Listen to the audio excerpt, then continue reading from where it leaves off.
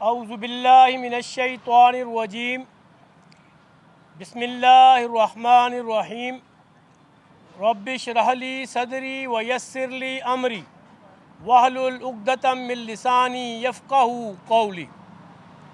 सबसे पहले मैं अपने सहाफ़ी भाइयों का, चाहे उनका ताल्लुक़ प्रिंट मीडिया से है चाहे इलेक्ट्रॉनिक मीडिया से है, वो आज मेरी तरह किसी को 13 साल हो गए और किसी को 20-30 साल हो गए, आज मेरा 23वां साल है। हुकूमत बजट बनाती जा रही है और हम अपना रद्द अमल देते जा रहे हैं। और मैंने 23 साल में देखा कि रद्द अमल हमारा सख्त से सख्त होता जा रहा है। होना तो ये चाहिए था जो 76 साल से हुक्मरानी कर रहे हैं वो अपनी हुक्मरानियों को बेहतर करते हुए हमें रिलीफ देते। लेकिन आज मैं आपको ये बताना चाहता हूँ, आम आदमी को क्या लगे कि आपने 18,877 रुपये का अखराजात करने हैं, बजट पेश किया। आम आदमी को इससे क्या लगे कि आपने 9,000 आपका डेफिसिट जा रहा है आपका बजट। आम आदमी को क्या लगे इससे कि आपने इसी अखराजात में से आपने वो सूद जो देना है किसात की सूरत में वो भी इसमें मौजूद है। आम आदमी को आपके इस इकोनॉमिक सर्वे से क्या लगे जो आप कह रहे हैं कि हमने फूड की इन्फ्लेशन को 48.5% से 2.2% पे ले आए हैं और आम इन्फ्लेशन को हम 32% से 11% पे ले आए हैं। आम आदमी को इससे क्या लगे?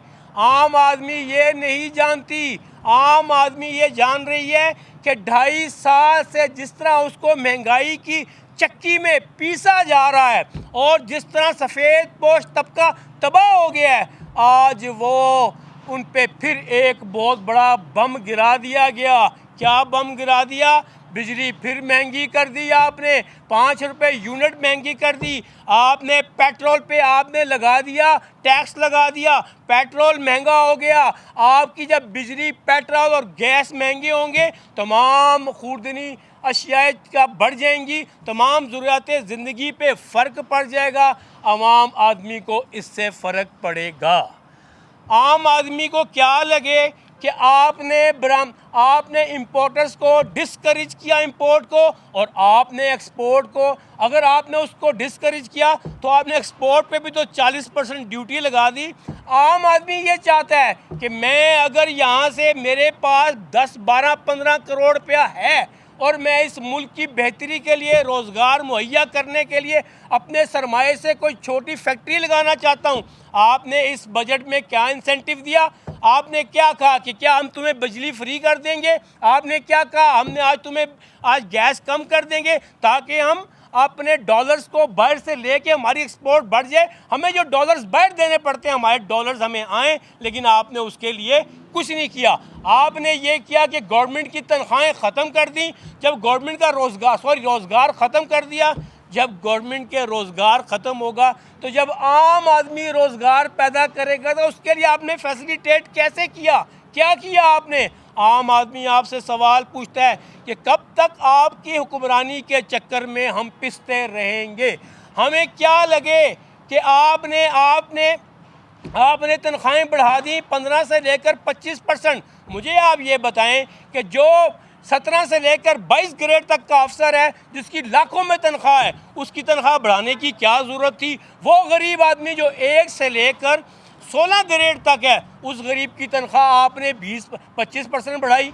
एक तरफ आपने तनख्वाहें बढ़ा दी, दूसरी तरफ उस पर 15% टैक्स आयद कर दिया। मुझे बताएं आप क्या चाहते हैं? आप कहते हैं हमने अमीरों पे लगाया बजट, आपने अमीरों पे हमने टैक्सेस लगाए हैं। आप मुझे बताएं अगर मेरा कोई गरीब ताजर या मेरा कोई आम शहरी अपना घर बनाना चाहता है तो आपने उससे 45% गेन टैक्स लेंगे आप, जो कि होना ये चाहिए था कि आपने पहले अच्छा इक़दाम किया हुआ था कि हाँ आपने उन चीज़ों को प्रमोट नहीं होने दे रहे थे ताकि कोई सर्कुलेशन गलत हो। आप कहते थे कि 6 साल के बाद या 8 साल के बाद से पहले कोई बेचेगा तो हम गेन टैक्स लगाएंगे, बिल्कुल ठीक था। उससे वो गंदी इकॉनमी ख़त्म हो रही थी। लेकिन मुस्तकिल तौर पे आप अगर गेन टैक्स लगाएंगे तो गरीब आदमी घर कैसे बनाएगा? जब सीमेंट महंगा करेंगे गरीब आदमी घर कैसे बनाएगा? तो गरीब आदमी को तो एक झोंपड़ी की ज़रूरत है, वो झोंपड़ी भी नहीं बना सकेगा। हाँ, इससे पता ये चलता है, आप हुक्मरानियाँ करें, आप याशियाँ करें, आपकी याशियों में कट ना लगे, हमारे घर के चूल्हे बंद हो जाएं, हमारा पेट को कट लग जाए, ये होने नहीं देंगे। अब आपको मैं रियासत के ज़िम्मेदार अदारों से, जो रियासत के इदारे हैं, मैं उनसे इल्तजा करता हूँ, आज ये इल्तजा करता हूँ कि हमने कहा था कि आप ये जो वॉलंटियरली आते हैं, ये MNAs बनने, MPAs बनने और वजारत लेते हैं, ये वॉलंटियरली होना चाहिए। इनकी तनख्वाहों को ख़त्म कर देना चाहिए, इनकी मराद को ख़त्म कर देना चाहिए। ये 300 अरब रुपए की लाइबिलिटीज़ इकट्ठी की हुई आपने, इसको ख़त्म करें। आप एक और काम करें। आप ये जो सूबों, ये कोई सूबे पंजाब की जमात है, कोई सिंध की जमात है, कोई पख्तूनख्वा की जमात है, ये अपने वोट बैंक को पक्का करने के लिए आपसे मरकज़ से वसाइल खींचते हैं। जिसका ज़ोर चल रहा होता है वो वसाइल खींच के अपने सूबे में ले जाता है, और मरकज़ स्ट्रॉन्ग नहीं, वो कम, मरकज़ जो है वो हमेशा वो कम हो जाता है। इसलिए मरकज़ियत पे ख्याल करना चाहिए। मैं ये समझता हूँ मरकज़ी हुकूमत होनी चाहिए, मरकज़ के पास ताकत होना चाहिए, सूबों के पास ताकत नहीं होनी चाहिए, ताकि मरकज़ को पता हो कि किस सूबे में कितना पैसा लगेगा और किस सूबे में कितना पैसा लगेगा।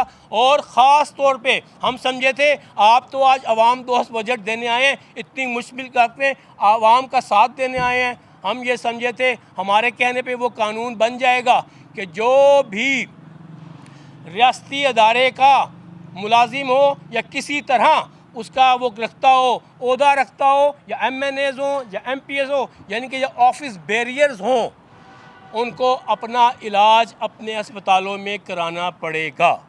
उनका बच्चा गवर्नमेंट के स्कूल में पढ़ेगा। मैं ख़ुद देखता कि 17 अरब और 32 अरब का ये बजट ना रखा जाता तालीम और सेहत के लिए, फिर आपको नज़र आता कि सारे बजट ख़त्म होके लग जाता सारा बजट तालीम और सेहत पे दिया जाता, कि क्योंकि इन्होंने उसी अस्पतालों में इलाज करवाना है, उन्होंने अपने बच्चों को इन स्कूलों में पढ़ाना है। लिहाजा खुदा का वास्ता है, सब गरीब लोगों का सोचें, 26 करोड़ अवाम का सोचें। ये तजारत का पहिया चलेगा, इंडस्ट्री चलेगी, हम लोगों को रोज़गार देंगे, इंशाअल्लाह ताला मुल्क तरक्की करेगा। तो मैं फिर ज़रा हुकूमत से और रियासती इदारों से ये माज़रत से याद करूँगा कि अपनी हुक्मरानियों को छोड़ के अवाम वाक़या तन दोस्त बजट बनाएँ। बहुत बहुत शुक्रिया।